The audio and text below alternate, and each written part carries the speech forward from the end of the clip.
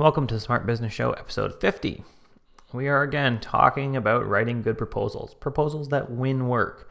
Because writing proposals for any other reason that don't win work is a waste of your time. I don't have that much free time. If you do, great. It's like having a full bank account. My bank account is never full. If yours is, let me know. I've got room. Today we're going to talk about offering options in your estimates or in your proposals. I really hope you don't send a single price. I did that for years and it was dumb. Here's why it was dumb. Not sending options is going to actually cut your earnings, and it's going to give the prospects a binary decision. So that means they can look at it and say yes or no. That's it.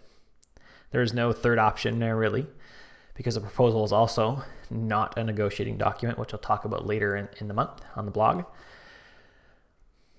And with that binary decision, that's all they've got. They can say yes or no. So it's use you, don't use you. That's it. When you send, say, 3 options, you've taken that yes or no and turned it into yes, yes, yes, or no. So they now have 3 opportunities to say yes, 1 opportunity to say no. It changes it from a decision to use you or not to which chunk of the value that you're offering are they going to take.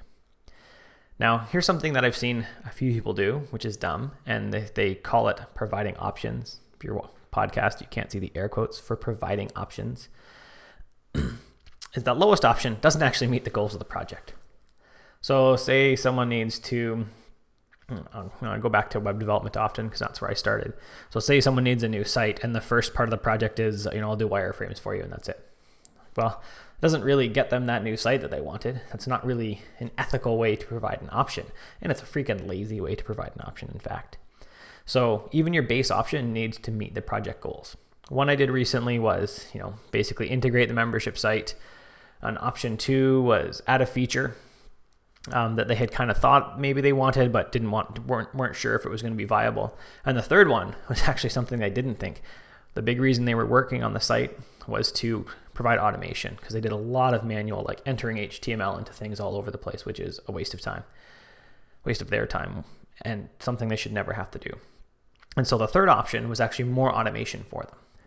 So it was something they hadn't even thought of, and they even questioned when I sent it off. They said, "Do we even talk about this?" And I said, "Nope, but you really wanted automation." As I was building the proposal, I thought, hey, we can probably do this as well, and that's going to offer a lot more automation. And they said, "Oh, great." And they accepted the third option, which was the highest priced one, which was a few $1,000s, like $3,000, $4,000 higher than what they said their initial budget was.